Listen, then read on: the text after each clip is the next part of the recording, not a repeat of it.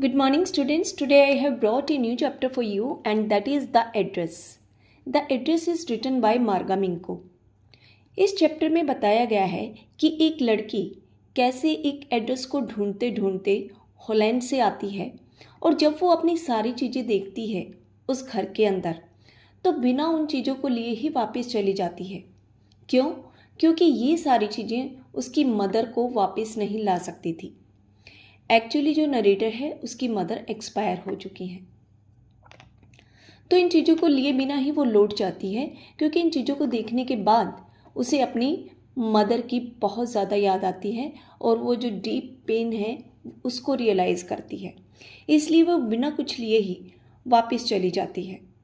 जो एड्रेस उसने बचपन से लेके आज तक याद रखा था, आज वो उस एड्रेस को हमेशा के लिए भूल जाना चाहती है. तो आइए जानते हैं द एड्रेस की स्टोरी क्या है. सबसे पहले जानेंगे इसके करैक्टर के बारे में. इसका पहला करैक्टर है द डॉटर. अब ये द डॉटर कौन है? द डॉटर एक्चुअली नरेटर है इस पूरे चैप्टर की. वही इस चैप्टर को डिस्क्राइब कर रही है. और ये किसकी डॉटर है? ये मिसेस एस की डॉटर है. मिसेस एस इनकी मदर हैं जो हॉलैंड में सेकेंड वर्ल्ड वॉर के दौरान मारी जाती हैं. अब उनकी मौत के बाद वो इस एड्रेस को याद रखती हैं क्योंकि उनकी मदर ने मरते वक्त उन्हें ये एड्रेस बताया था कि हमारी बहुत सारी प्रीशियस चीज़ें इस एड्रेस पे जो लेडी रहती है उसके पास रखी हुई. इसका दूसरा कैरेक्टर है Mrs S. Mrs S narrator की मदर हैं और वो बहुत ही एक सिंपल लेडी हैं. वो लोगों के मैनिपुलेटिंग बिहेव को नहीं देख पाती. वो नहीं देख पाती कि सामने वाला मुझे फ्रॉड करना चाहता है या वो फ्रॉड है या वो मुझे चीट करना चाहता है. इसीलिए वो मिसेस डॉर्लिंग उसके ऊपर बहुत ज़्यादा बिलीव करती हैं. वो उसके ऊपर ट्रस्ट करती हैं.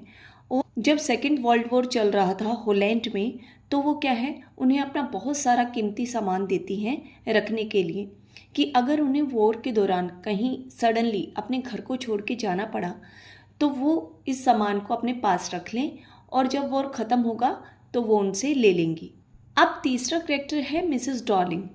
जो मिसेस डॉर्लिंग है वो एक बहुत ही क्लेवर लेडी है और इसकी मिसेस एस के साथ काफ़ी लंबे टाइम से जान पहचान है. तो मिसेस एस उसको क्या है अपने घर की बहुत सारी बेशकीमती चीज़ें देती हैं क्योंकि उस टाइम सेकेंड वर्ल्ड वॉर चल रहा था. और मिसेस डॉर्लिंग जो है वो कहती है तुम चिंता मत करो, मैं तुम्हारे सामान को बिल्कुल सेफ रखूँगी और after the war you can take it. अब देखिए जैसा कि मैंने आपको बताया था ये स्टोरी है उस टाइम की जब हॉलैंड में सेकेंड वर्ल्ड वॉर चल रहा था. अब सेकेंड वर्ल्ड वॉर के बाद सिचुएशन सामान्य होती है और जो नरेटर है वो भी अपनी मदर की डेथ के बाद थोड़ी सी नॉर्मल होती है. यानी कुछ सालों तक तो वो बहुत डीप पेन में रहती हैं. अब उनकी सिचुएशन नॉर्मल है. अब नॉर्मल है तो वो काफ़ी सालों तक तो वेट करती हैं क्योंकि उनकी मदर ने मरते वक्त उनको बताया था कि अपना बहुत सारा सामान मिसेस डॉर्लिंग के पास रखा हुआ है और उसका एड्रेस ये है तो तुम जाके उनसे अपना सामान ले लेना. लेकिन जब बहुत सालों तक मिसेस डॉर्लिंग कोई कॉल नहीं करती तो वो क्या है सोचती हैं कि एटलीस्ट मुझे एक बार उस एड्रेस पे जाना चाहिए जिसको मेरी मदर ने मरते वक्त मुझे बताया था. अब जो नरेटर हैं वो पहुंचती हैं मिसेस डॉर्लिंग के घर पे और वो दरवाजे को नॉक करती हैं. अब दरवाजे पर मिसेस डॉर्लिंग आती हैं और वो दरवाज़ा पूरा नहीं खोलती और वो थोड़ा सा दरवाज़ा खोलती हैं और कहती हैं हाँ जी कौन. अब उन्हें नरेटर बताती हैं कि मैं कौन हूँ, मिसेस एस की बेटी हूँ. वो कहती है मिसेस एस. वो उन्हें याद दिलाती है कि हाँ सेकेंड वर्ल्ड वॉर चल रहा था जब आप हमारे घर आया करती थी और आप हमारा बहुत सारा सामान वहाँ से लेके आया करती थी क्योंकि मेरी मदर ने आपको दिया था सेफ रखने के लिए. वो कहती है अच्छा तो तुम आ गए. वो कहते हैं नहीं मेरी मदर तो एक्सपायर हो चुकी हैं. वो कहती है मुझे बड़ा दुख है. वो कहती है लेकिन मैं आई हूँ. और वो उसे क्या है पहचानने से मना कर देती है. वो कहती है नहीं ना ही तो मैं किसी एस को जानती हूँ ना ही तुम्हें. और वो दरवाजे को वापस बंद कर लेती है. लेकिन जिस टाइम दरवाज़ा खुला था तो नरेटर देखती हैं कि उस लेडी ने बिल्कुल सेम वही कार्डिगन ग्रीन कलर का पहना हुआ है जो उसकी मदर पहनती थी. अब वो कार्डिगन को देख के समझ जाती हैं कि मैं आई तो बिल्कुल राइट एड्रेस पे हूँ लेकिन पता नहीं ये लेडी ऐसे बिहेव क्यों कर रही है। कौन लेडी? Mrs Darling. जिस टाइम वो दरवाज़ा खुला था तो उसे ये भी पता चलता है कि अंदर से मिसेस डॉर्लिंग के अलावा कोई और भी विंडो से उसे झांक के देख रहा है कि बाहर कौन आया है। अब नरेटर वापस चल देती है स्टेशन की तरफ। वो सोचती है ये दुनिया कितनी बुरी है, कितने बेकार लोग हैं। क्या इसी दिन के लिए वो यहाँ पे आई थी? क्या इसीलिए उसने इतने सालों तक ये एड्रेस याद रखा? और मुझे क्या करना था? मुझे सिर्फ 2 मिनट उससे बात ही तो करनी थी, लेकिन उसने वो बात करने से भी मना कर दिया। छोड़ो यार, ये लोग वाकई में ही बहुत बुरे हैं। और वो अपने घर वापस चली जाती है। अब एक दिन फिर से उसे याद आती है अपनी मदर की, उनकी बिलोंगिंग्स की, और वो डिसाइड करती है कि मुझे एक बार फिर से जाना चाहिए। जब वो सेकंड टाइम मिसेस डॉर्लिंग के घर आती हैं तो इस टाइम एक 15 साल की लड़की दरवाजे को खोलती है और वो कहती है, हाँ जी कौन? नरेटर उससे पूछती हैं कि मुझे एक्चुअली मिसेस डॉर्लिंग से बात करनी है सिर्फ 2 मिनट के लिए। वो कहती है, अच्छा लेकिन मम्मा तो घर पे है नहीं। तुम ऐसा करो, घर के अंदर आ जाओ, वो थोड़ी देर में आ जाएंगे, फिर आप उनसे बात कर लेना। जब वो घर के अंदर एंटर करती है मार्गा मिंको, तो उसे वो सारी चीज़ें दिखाई देती हैं जो वो अपने बचपन में देखा करती थी। यानी A to Z उसे सारी अपनी ही घर की चीज़ें दिखाई देती हैं। सबसे पहली नज़र उसकी जिस चीज़ पे पड़ती है वो क्या है? एक कैंडल स्टैंड है। और वो देखती है कि ये स्टैंड तो सेम वही है जो उसके घर पे होता था। दूसरा, जिस टेबल पे वो बैठी हुई है उसके ऊपर एक मेजपोश बिछा है और वो मेजपोश वो उसे टच करके देखती है कि ये सेम वही मेजपोश है जो मेरी मदर ने हमारे टेबल पे बिछा रखा है। लेकिन उसे उस टाइम के बाद याद है कि जब वो छोटी थी तो वो मेजपोश जल गया था और उस पर बर्निंग का साइन है। अब वो उस साइन को ढूंढने लगती है कि कहाँ से जला हुआ है और उसे वो साइन मिल भी जाता है। अब तो उसे बिल्कुल यकीन हो जाता है कि ये सारी चीज़ें उसी की हैं। फिर उसकी नज़र पड़ती है सारी कटलरी के ऊपर और वो कटलरी भी उन्हीं की थी जो चांदी से बनी हुई थी। अब उसे ये कैसे पता कि ये चांदी से बनी हुई है? क्योंकि एक दिन जो मार्गा मिंको है वो घर पे ही थी और मिसेस एस उनसे पूछती हैं कि क्या तुम इन्हें पॉलिश करने में मेरी मदद करोगी?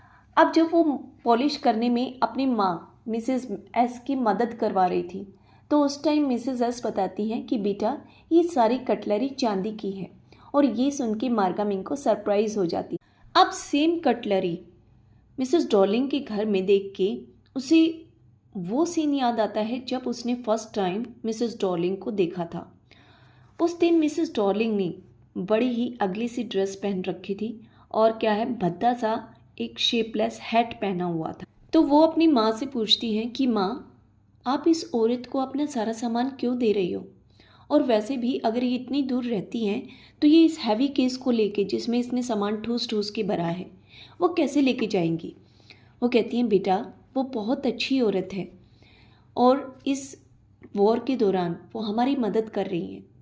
अगर मान लिया इस सेकेंड वर्ल्ड वॉर के चलते हुए हमें कहीं सडनली जाना पड़ा तो इतना सारा सामान हम कहाँ लेके जाएंगे? और ये भली लेडी हमारी हेल्प कर रही है। वॉर के बाद हम इससे अपना सामान वापस ले लेंगे। वो अपनी मदर से पूछती हैं, आर यू श्योर कि ये हमें अपना सामान वापस देंगी? क्या आपने इससे इस बारे में बात की है? वो कहती है, नहीं नहीं, मैं करना भी नहीं चाहती। अरे इतनी अच्छी लेडी है, भला वो हमारा सामान वापस क्यों नहीं करेंगी? कि याद आ जाती है जब वो उसके घर में अपनी सारी बिलोंगिंग्स देखती है। इवन जिस प्लेट के अंदर क्या रखा हुआ है, एक एप्पल रखा हुआ है, वो भी उसे रियलाइज़ होता है कि ये जो कटलरी है वो भी उन्हीं की है जो चांदी से बनी हुई। और ये एड्रेस बिल्कुल सही है, Mrs Darling number 46 Markovnikov street.